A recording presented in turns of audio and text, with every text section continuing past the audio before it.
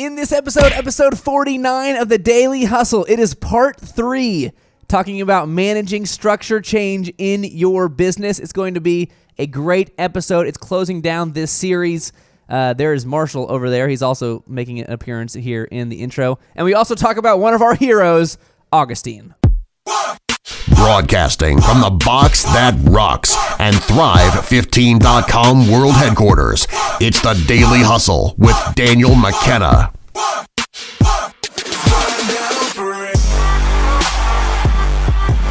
Welcome back, ladies and gentlemen. We are on episode 49 of the Daily Hustle. And over to my left, burning some pinion wood today, as always, Marshall F. Morris. Over here at this desk, Daniel McKenna. This is episode 49. This is the Shandon Anderson or Dennis Smith episode, Marshall.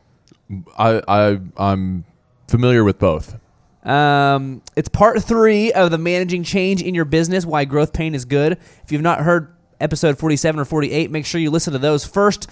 That'll make a lot more sense when diving into the middle of this one. But before we dive into part 3 and continue on the 9 things that you must do to oversee good change in your business, who do you want to go with, Shandon Anderson or Dennis Smith? I'm partial to Shandon Anderson. Shandon Anderson, the bio on Shandon Anderson, the picture that he had was with the Knicks. I believe he played with several teams. Yeah. But he far exceeded expectations. He was drafted 54th, so barely got drafted. Barely. One of the last ones to get drafted. Mm-hmm. Had a 10-year career.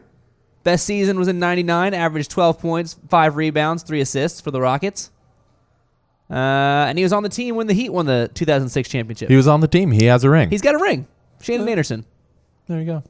Living his best life. Well done, Shandon. We honor you today.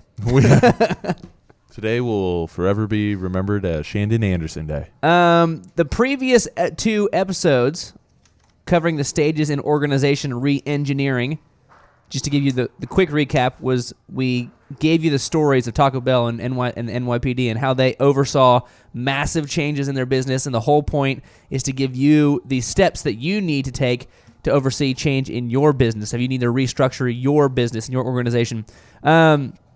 But the main steps we went over so far are, number 1, applying cosmetics. Number 2, picking movers and shakers. Number 3, creating a sense of urgency. Number 4, choosing the theme and vehicle. And we left off at number 5, preparing people. We're about to dive back in to part 6. I'm ready to get into 6. That is the most amount of smoke I've seen coming from that desk ever. Ever? I mean, yeah, I think so. That's a lot. So if you've missed it on the Thrive Time show, okay, it's 1170 KFAQ Talk Radio. 12 to 2. 12 to 2. Is it Monday through Friday? 12 to 2 Central Time, Monday through Friday. Or you can find them online at thrivetimeshow.com. That's right. The Pinion Wood has become a evergreen on the show. You see what I did there? Yeah, I did see that. Yeah. Okay. I'm ready to get into it. Number 6. Let's get into it. Number 6. Getting the facts straight and fast. Marshall, the last one we talked about was preparing your people, getting them trained up. Yep. What's number 6 all about? Okay, number 6 is about measurement. Okay, so measurement became one of the cornerstones for each of these efforts, the NYPD organizational change and the Taco Bell change, as a way of tracking past progress and predicting future performance, and as a basis for recognition. What was the first word you said there, Marshall? Measurement. Or getting the facts. No, I think it was I was referring to measurement. Okay. Measurement. I also heard tracking. I also heard predicting. Performance. I heard performance. I heard a lot of words. What is the Drucker quote? The Drucker quote about measurement. You can't manage what you can't measure. And what is he getting at when he says that? So if you're not tracking, if you're not detailing what it is that you want to measure, if you're not writing that down, if you're not observing, if you're not keeping track, if you're not doing these things, then how can you ever hold somebody accountable to whether they're meeting standards or not meeting standards? You can't penalize them for not hitting their quota. Right. If there is no quota, you can't hold them accountable to it. Right. And furthermore, you can't recognize them on the flip side. If they are hitting the quota, you don't know if they're hitting the quota or not because there is no quota. To me, this feels like the sort of thing that, like, as we talk about, you'd normally be like, well, yeah, that's obvious, of course. But it's also the sort of thing that, like, 90% of people don't do. That's right. Again, number 4 was choosing the vehicle. You're basically choosing your strategy. Then number 5, you're preparing your people. You're getting them ready, getting them trained up. You're communicating the idea. Taco Bell used the board game to communicate the idea. And then number 6 is it's the scoreboard. Mm-hmm. It's the scoreboard saying, here's the idea. Here's how you are ranking on the idea. Here's how you are ranking on the scoreboard. That's right. What did Taco Bell do about the scoreboard concept? Yeah. So what they did is customer and employee satisfaction surveys. Okay, and each were factored into bonus payments for management personnel. What does that relate to? Merit-based pay. Oh, we've talked about merit-based pay a little bit before. We have. Give me the 5-second summary about merit-based pay and what your feelings are about merit-based pay, why this is like a staple of many of our businesses. So merit-based pay is so important because it pays people for results, not effort. And so NYPD, they talked about that. Yep. You want to pay people for results, not effort, because you could give all the effort in the world, but if you don't produce results, then it doesn't really matter. Right. Does that make sense? Absolutely. Okay, and so you penalize people, you pay them less if they do a poor job and don't produce results, and those that exceed expectations, you want to pay them more. Right. So you're not paying everybody equal. Okay? We're not paying everybody $15 an hour. Okay?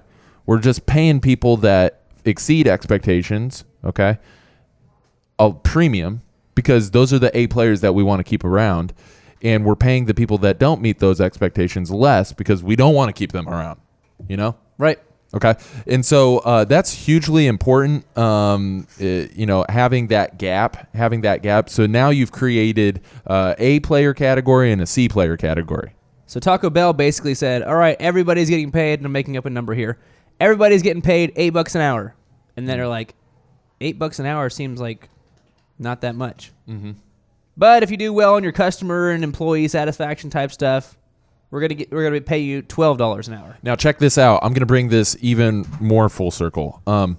Further in the book, The Service Profit Chain, the overarching theme of the book is it's talking about what drives customer loyalty. Okay, what drives customer loyalty? And throughout the book, they find that customer satisfaction is directly related. It directly contributes to customer loyalty.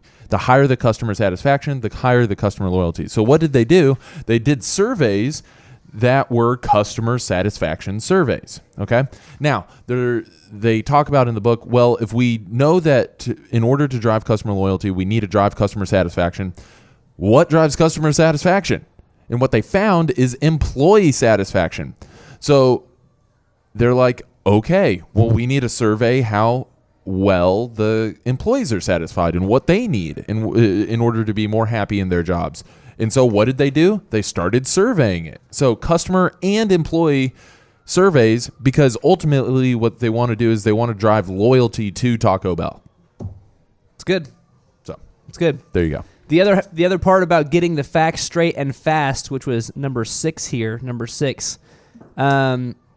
both Taco Bell and NYPD had new information systems, new technology.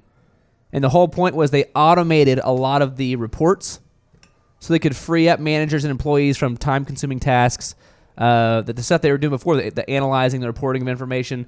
So for Taco Bell, their company information system, it basically started doing the job that a lot of unit managers were doing before, all the reporting that they were doing before, by automating a lot of those reports. And then training those unit managers to spend more time with the customers instead, which made a big difference for how the customers felt when they came in the store. Mm-hmm. The store was clean, that sort of stuff. That also helped with their hiring, their scheduling, their compensation. The NYPD did the same thing. They had those computer-generated crime reports, and that's what the precinct commanders met about twice a week. Those reports would come through. They'd say, here's what happened. And then twice a week they'd meet and say, okay, how do we nip this in the bud? How do we start putting some patterns together How do we start noticing patterns of like, okay, this is where the crime is happening. These sort of things combined is where the crime is happening. So from these sort of things is when they started realizing, okay, when there are 3 things combined in the same area, that's where the most crime happens. They're looking for patterns. They're looking for patterns. They said, oh, well, of all the info we have, when there's guns and when there's drugs and when there's people with prior convictions, in those areas, percentage-wise, the crime is much higher. Higher likelihood. But now they could also track those areas. Mm-hmm. Now they knew the blocks that were more scary than other blocks. And so then they were able to move the police officers, move their actual beats, their actual, the places that they were like in charge of, move them to those places. Hot sizzle.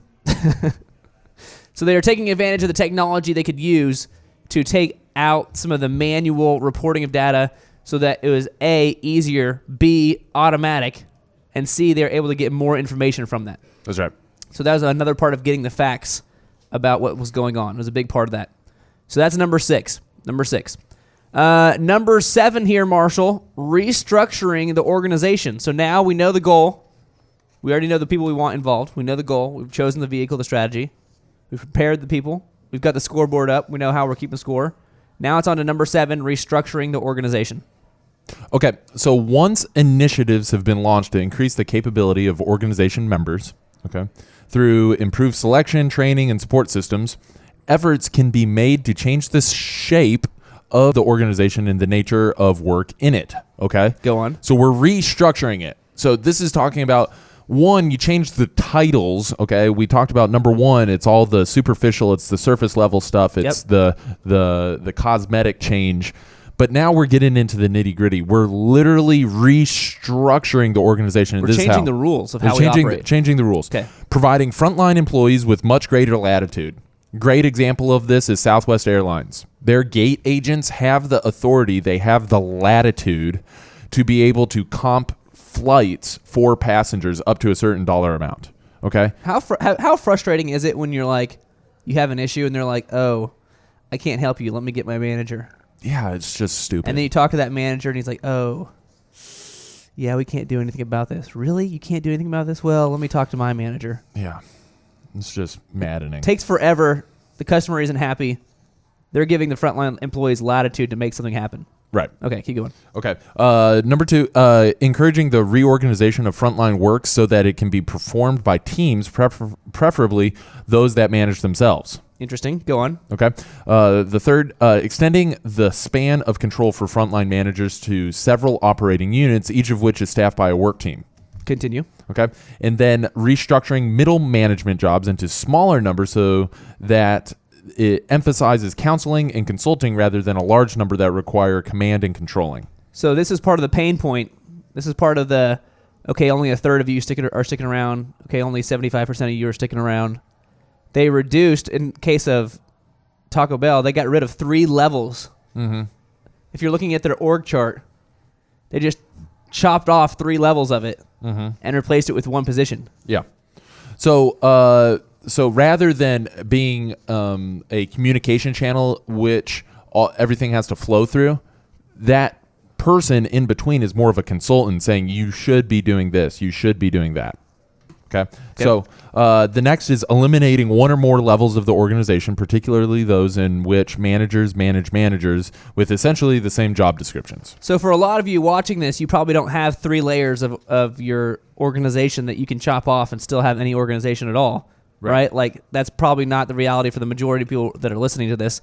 But what does that mean? Well, maybe there is some redundancy in the way you do things. Maybe you have somebody that manages a team but also has to get clearance from somebody else, and then you also have to hear from that person the report. Like, is there any redundancy in your structure? Is there things that like take too long just because of the way that it's set up at your business? Does it necessarily need to be that way? Can you get good people? In this case, they paid people a lot more than what the competition was paying them. They got rid of 3 layers of management. They added people paying them 60% more than anybody else was. So they went after the good people. Is there any good people you can have that you can put in positions that you can trust and then maybe meet with them once a week as opposed to running every idea by you? Right. Okay, keep going. Then the next thing they did is dramatically increase compensation for larger middle manager jobs carried out by fewer, more highly qualified people. We talked about that. And then shifting a larger proportion of the total compensation bill for the organization to the front line. So they chopped out 3 layers. Mm-hmm. They spent more money on training, more money on bonuses. Yep. Stuff like that. The side-by-side comparisons of like when they weren't doing great and when they were doing great, the amount that they spent on training was like ridiculously high compared to when they weren't doing great. Right. But their profits were also ridiculously high. Mm-hmm. So they invested in saying, okay, we're going to spend more money training. We're going to spend more money hiring good people. We're going to get rid of some layers here. It's going to cost us more, but in the long run, it's going to be good. Mm-hmm. Okay. So this is number 7, completely restructuring the organization. Okay. Okay. Let's move on to number 8 then. 6 and 7. This is number 8. Number 8, undertaking new initiatives. This is what's interesting here, Marshall, is once you do all these things, now it puts you in a position, if you start hitting some results, now you're in position to take advantage of other things. Mm-hmm. Okay, so keep going. Okay, so undertaking new initiatives, organizational re-engineering frees up managers to undertake these initiatives. So, for example, Taco Bell determined it would develop its brand and dramatically increase the number of points in access. Okay, so it got into supermarket shelves, acquired and developed several new chains, such as California Pizza Kitchen. You know that? I did not know that. And Chevy's. Don't know what that is. Don't know what that is. Offering casual dining to those desiring white tablecloths and a pleasant social experience. So they went away from the in-store kitchens. Yep. And became more niched. Yep. Because they dialed in specifically what people were looking for. And then they pivoted and said, hey, there's still people that would be looking for that. So let's go further in the opposite direction as well with a new organization. They built a profit machine from their, like you said, their niche. They found their ideal and likely customer. They built a profit machine with that. And then the people they still wanted to serve that didn't fit in that niche, they opened up with new brands or they acquired a new brand. They still wanted to take care of those people, but now they had the profit machine to drive that. Right. Okay. Once NYPD started delivering results, it was next necessary to turn to efforts to improve productivity given the city's limited budget and pay force that hadn't gotten a raise in years. So it was also able to target specific problems like reducing narcotics-related crimes. So with their new information, the new way they were doing things, they were able to now say, okay, now that we've made all these big changes, now that we're making huge growth in our productivity, how can we really dial this in to get more juice out of it? Mm-hmm. Because in their case, they had a budget. Mm-hmm. They weren't a business that could say, okay, you're doing great, I'm going to pay you more. It was they were funded by the city, funded by the state. They're saying, this is our total budget. We can't pay more than this. Okay, how can we be more productive so that our people are happier? Right. Okay. It also gave them the ability to focus on specific things because now they nailed a lot of their big goals. Now they could say, you know what, pet project, you know what, passion project, you know what, this matters to me. Let's do this. Mm-hmm. Okay. So that was 8. Go ahead and hit me with 9 here because this is like you've already gone through the process. You've already restructured everything. Now what happens at 9? Okay. So number 9 is widening the competitive gap, sustaining effort. How do you continue this into the future? Okay. Okay. And so the quote is, armies like to fight short wars. And so the biggest challenge was sustaining efforts within the different organizations. NYPD, how do they keep up this change? How do they keep up the competitive nature? And Taco Bell, how do they continue to keep up and sustain this agility within their organizations? So they got everybody excited. They lit a fire underneath people's butts, as we talked about yesterday. They had accomplished a lot of their goals. Now, Sam's still laughing about butts. Now, how do we keep people excited? How do we keep our team motivated? How do we keep our team dialed in here? That's what we're talking about here. That's right. Okay. So, a lot of times it requires recognition and compensation for team members. So now that you've hit some goals, now maybe you can pay some people more. Or now maybe you need to recognize some of your leaders in a way that matters to them.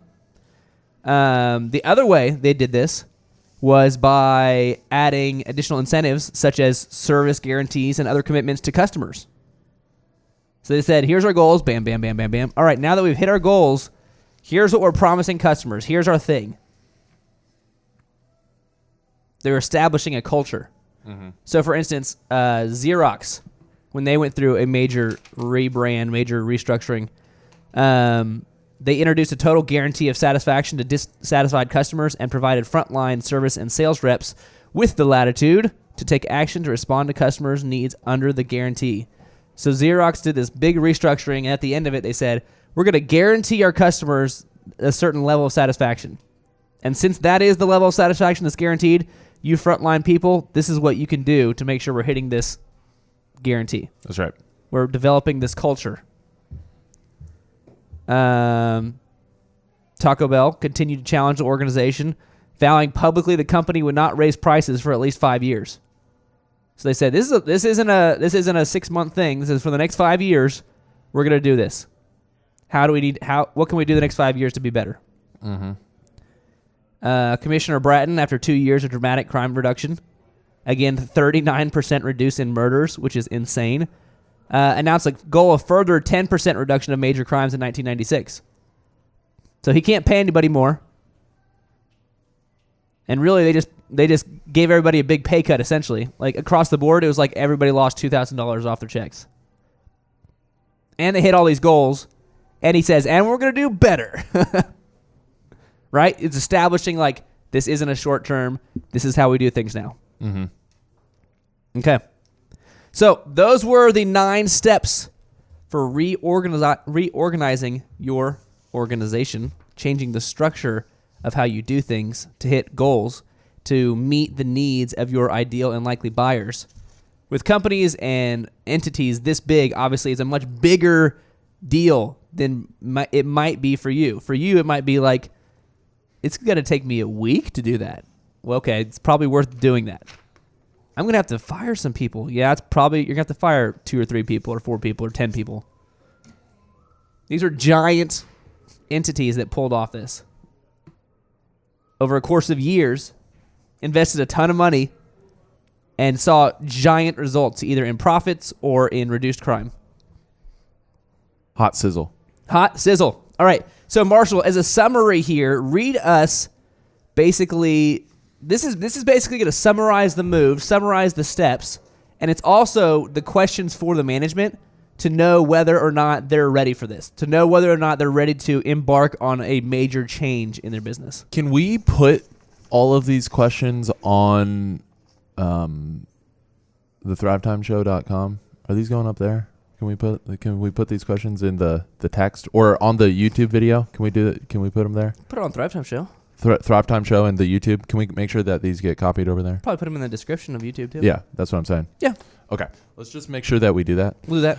So I'm going to read through these, okay? We'll be Run DMC style. I'll read them off, and you provide anything we need to know about this. But anybody that has been following these last 3 episodes, one of these questions is going to ring true, and you got to ask your managers and yourself these questions, okay?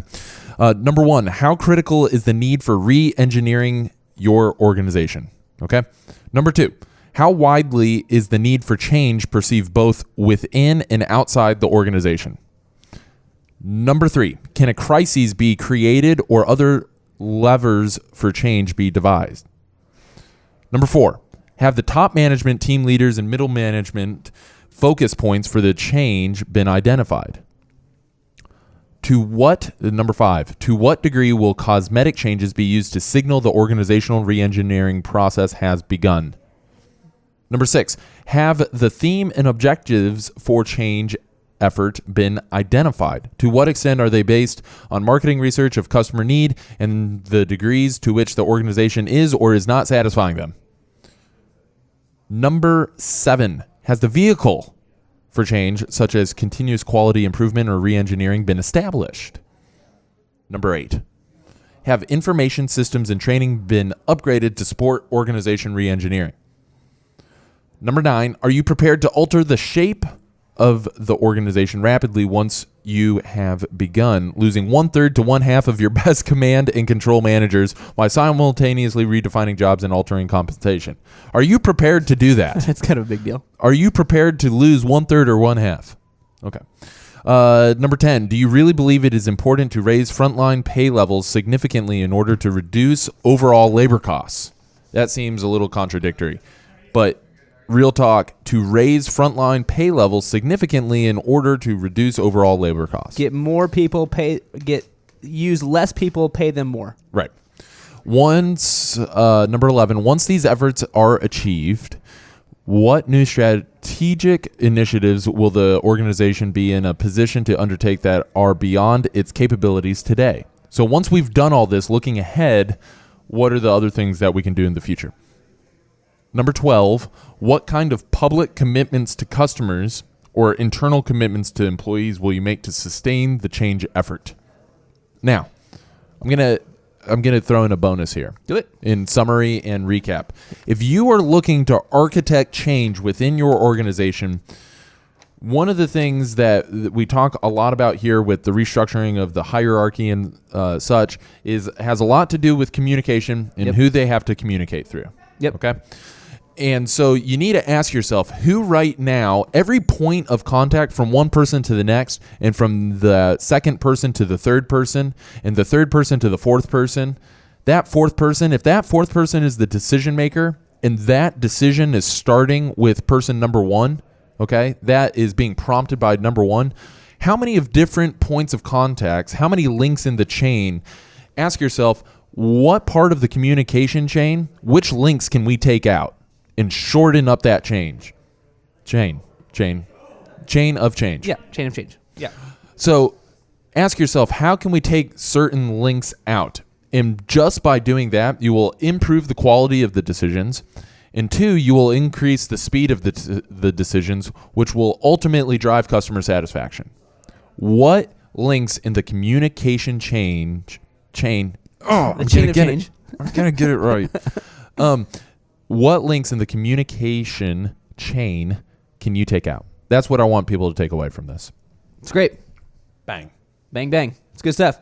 All right, so that was the 9 steps for reorganizing the structure of your business. Maybe your business isn't quite as big as Taco Bell, but regardless, these are steps that you can take to make change in your business. Marshall, I didn't give you a chance to do this yesterday. What? I went straight by it, closed it down. But I want to get into the daily wins of the week. Really? I just really want to. Okay. I really want to. Okay.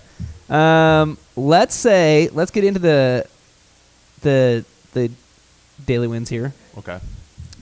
And you are Commissioner Bratton. I'm Commissioner Bratton. You've just overseen some 2 years of giant amount of crime reduction. Yeah, sure. Sure, they're playing the Rocky theme for Commissioner Bratton. But you aren't satisfied. You want more daily wins. All right. Ladies and gentlemen. People of New York. We have changed. We have decreased murder rates by 46%. And I'm not satisfied. We need to further drop all crime rates to 10%. Drop it. We want to cut crime by 10% over the next 5 years. I'm not satisfied. Dan, are you with me? I'm with you. Are you sure you're with me? I'm inspired. I'm not feeling it, Dan. I'm inspired. Okay. Sam, are you with me? That's what I'm talking about, Sam.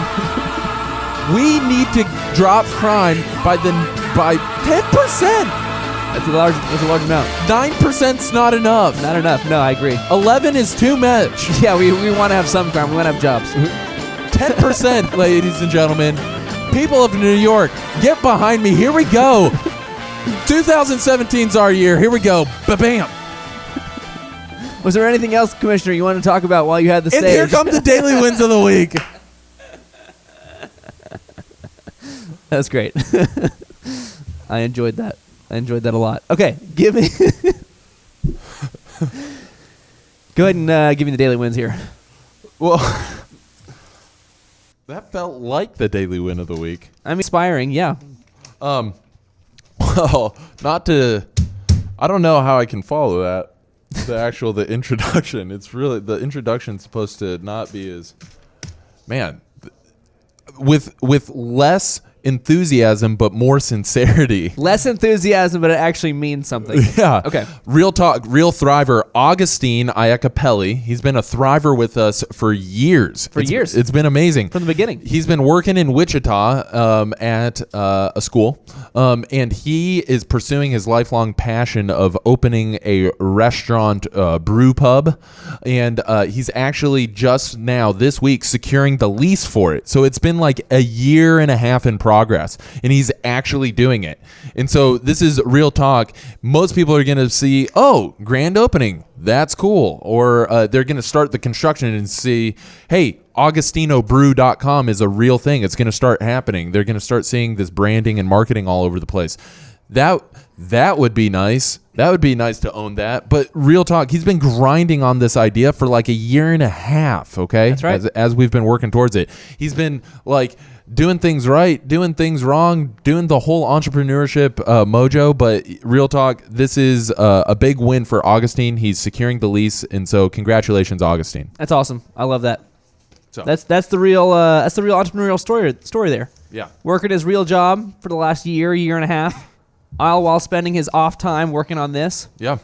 I love it. Big things there for Augustine. We love that guy. All right, great job, man. That was episode 49 of the Daily Hustle. And as always, over there, Marshall F. Morris. Over on this side, Daniel McKenna. We will see you next time. Boom.